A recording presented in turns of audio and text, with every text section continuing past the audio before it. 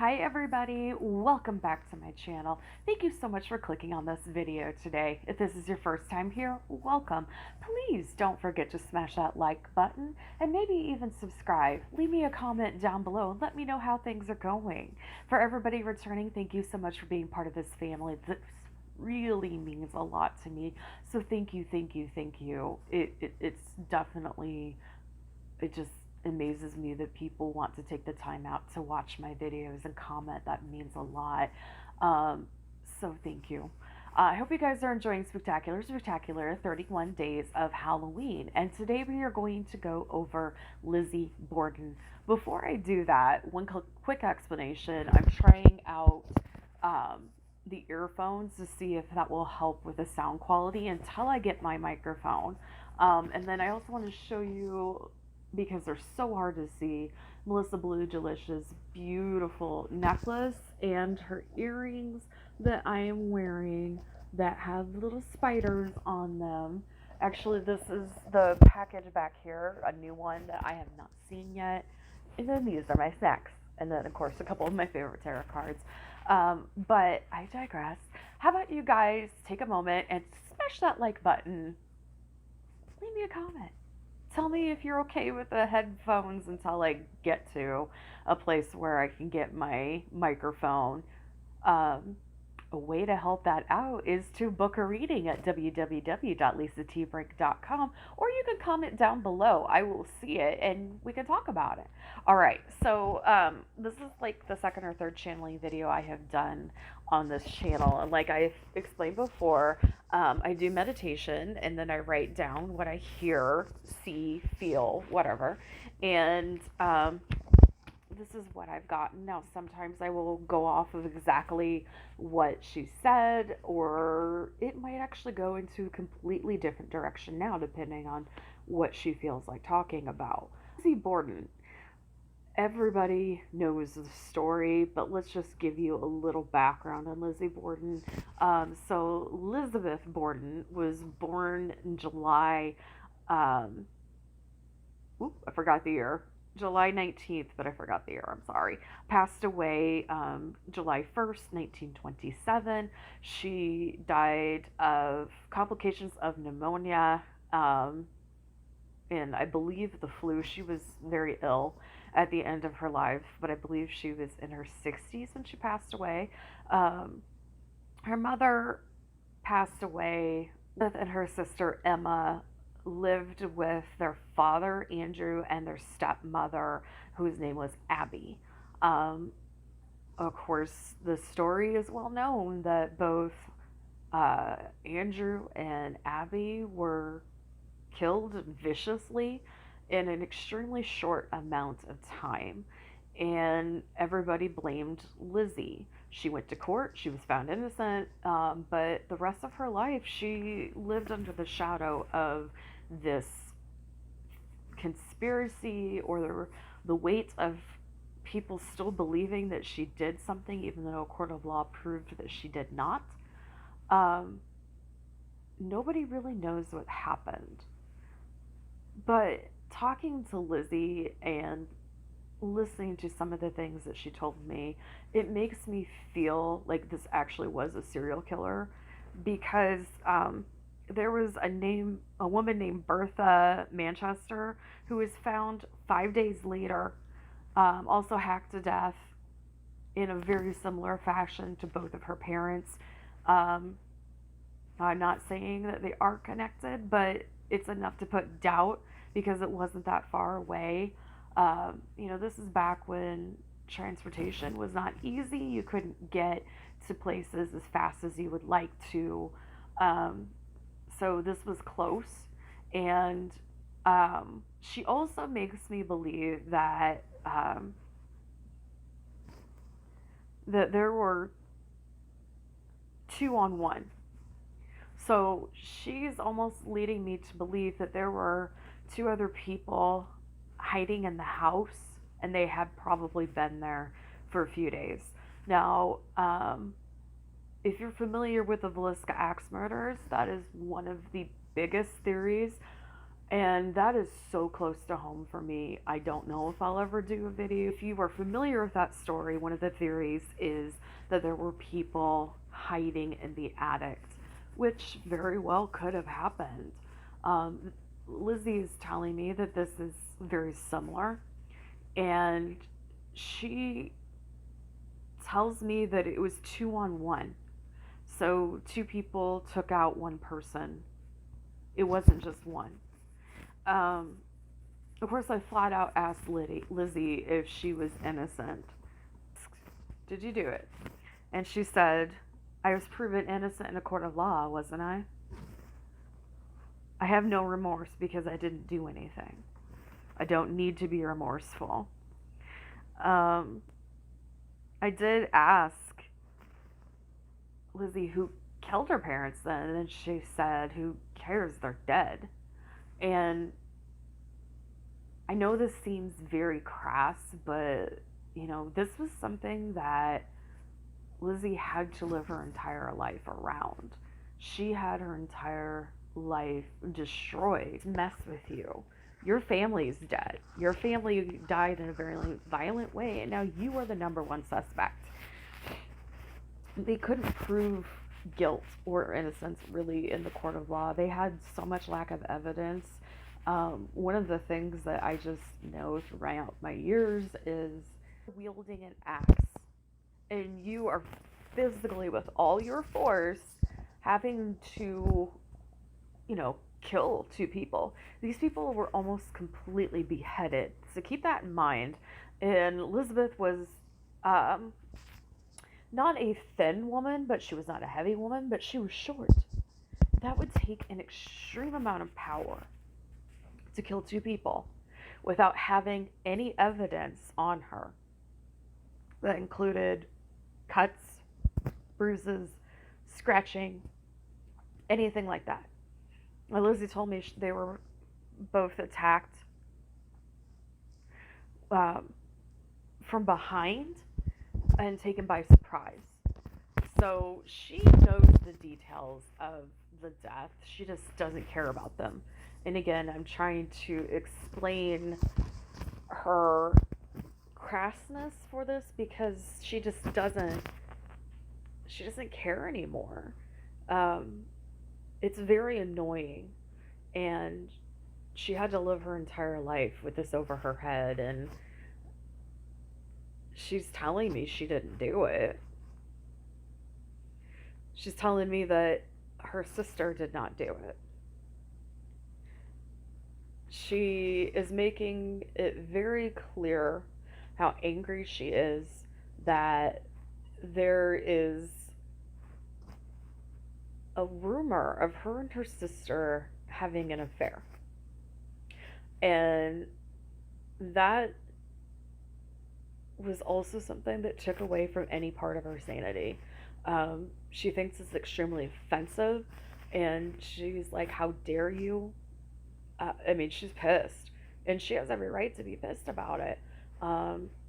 She is very, very angry about that and completely tells me that was something vile and disgusting that they couldn't put me away, so they were going to get me any other way that they could, meaning rename my life the rest of their life. And something as sadistic as that was put out in the world, and it blackened her name even more. See, with Lizzie's name comes consequences, and it means guilt, it means incest, it means all these terrible things. And Lizzie does not go by Lizzie on the other side. She's Lisabeth. That is her preferred name. And I'm just kind of talking about the historic side plus what she's telling me. But Lizzie really, it just really hurt her that someone would think of something that vile and disgusting would happen between her and her sister. And she's like, it's not possible, it's disgusting, and how dare you? Historians are ruining my life, even though I'm dead. I don't know where Lizzie is. I feel like she kind of roams freely. I feel like she spends time in other worlds because she didn't get a full life experience and she does not want to come back to this plane, and I don't blame her.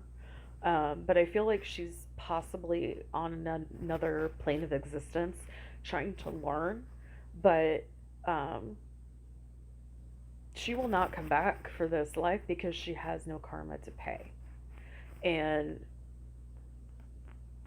it everything worked against her. Everything. And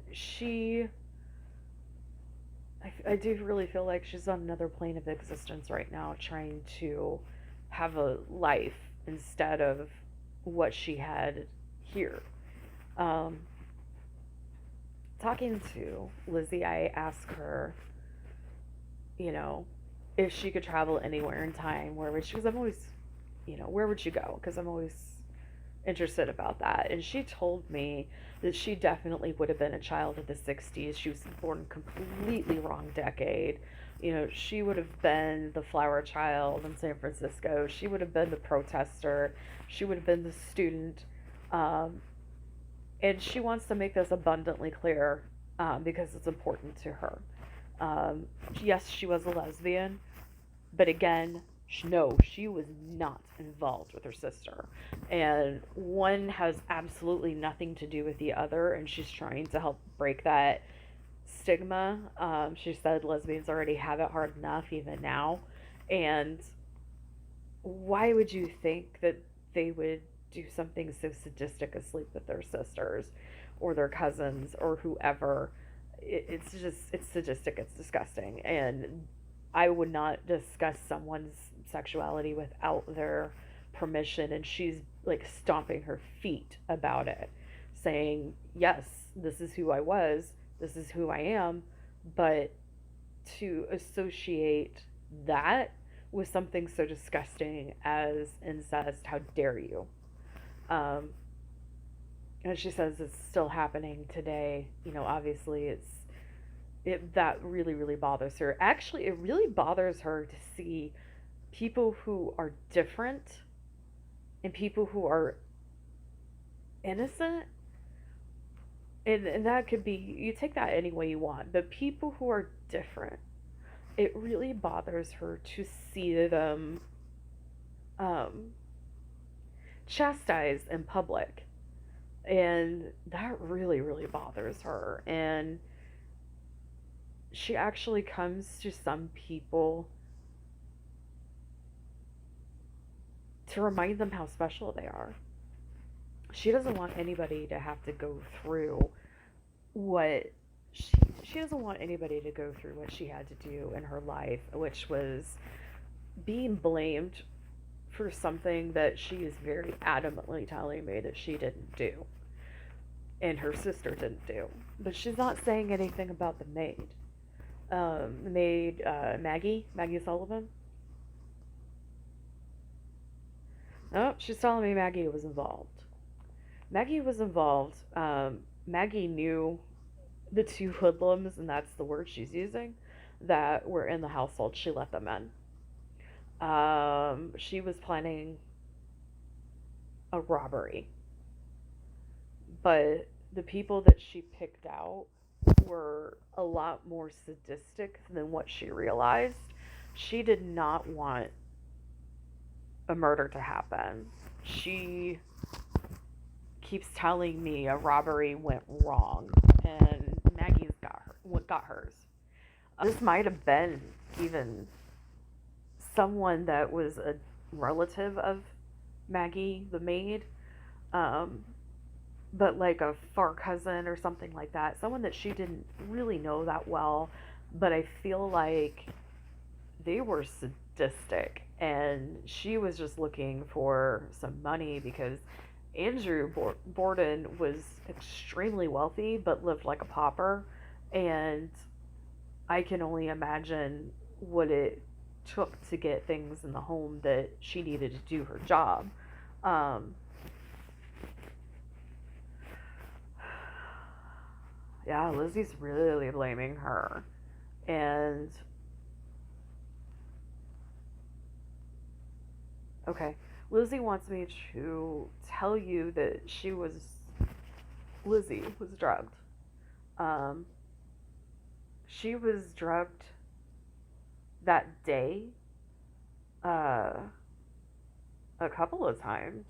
Once before any of this happened, and once by the Borden's doctor, Dr. Borden.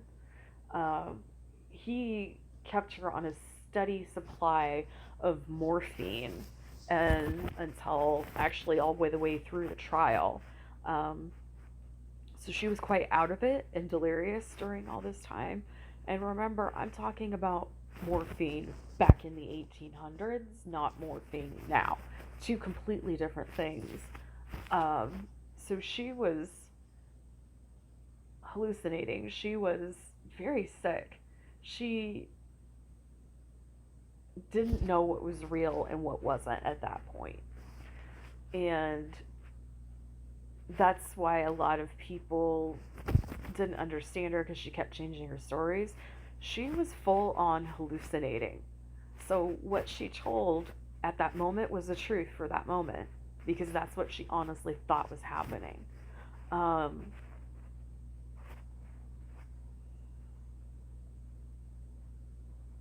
she thinks it's funny that her house is now a museum and thinks it's strange and morbid that people would want to come there and spend the night. I mean, she kind of understands the museum aspect of it, but she's like, why do you want to go spend the night in a place where, people were brutally murdered? How would you like that if that was your family? How would you like that if your family was brutally murdered and people were going to go in and spend the night there for a cheap thrill? I mean, that just really pisses her off.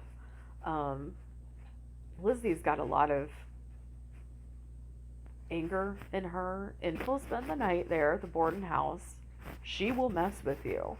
She doesn't want you there. She doesn't care if you're there during the museum part. She gets that. But to stay overnight, it really bothers her. So she definitely messes with you. So all the people who have had experiences, you're really having experiences.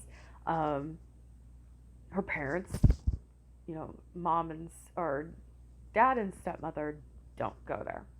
They are not there. They've never been there. They exited and they left. And they anybody who says they are the Borden family outside of her is an imposter.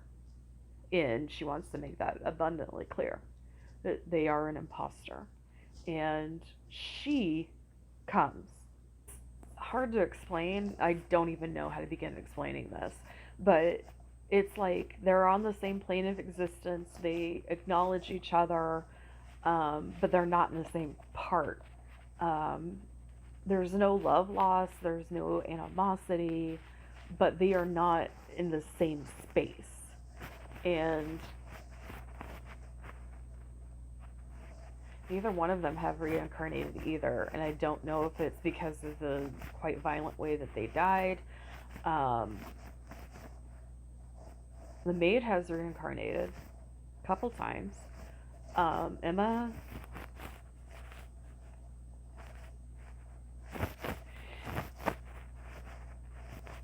Emma's like, I see her like a little child. Um, that's what her energy is giving, like very little child. And Lizzie's having to protect her. Lizzie's always protected her. Lizzie will always protect her. So if she's back on this plane of existence right now, she is a small child. And her sister isn't going anywhere. She will make sure that she watches over Emma and make sure that she's safe. Um, yeah, it does make me feel like she's here now. Um,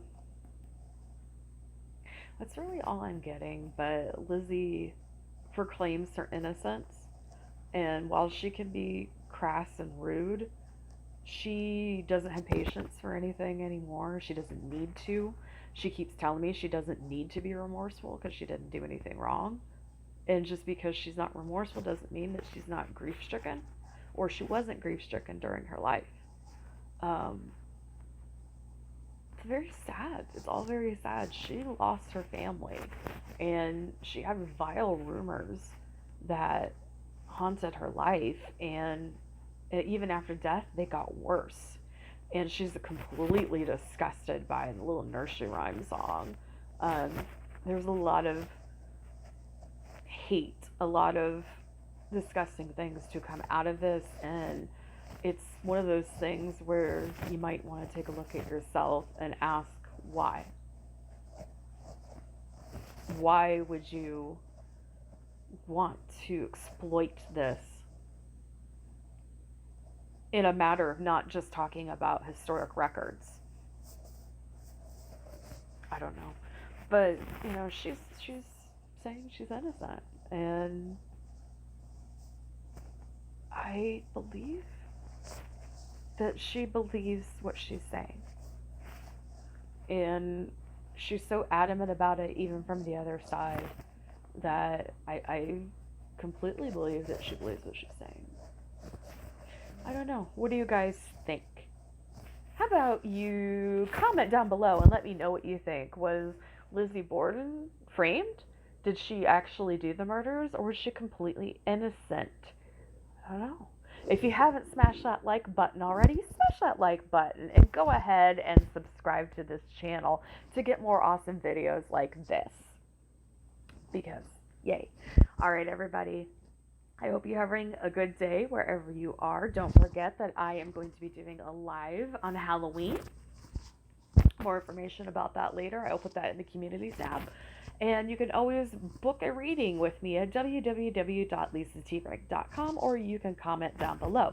All right, everybody, you have a great day wherever you are in this world. Remember, every single day is a gift. Use your time wisely. Bye for now.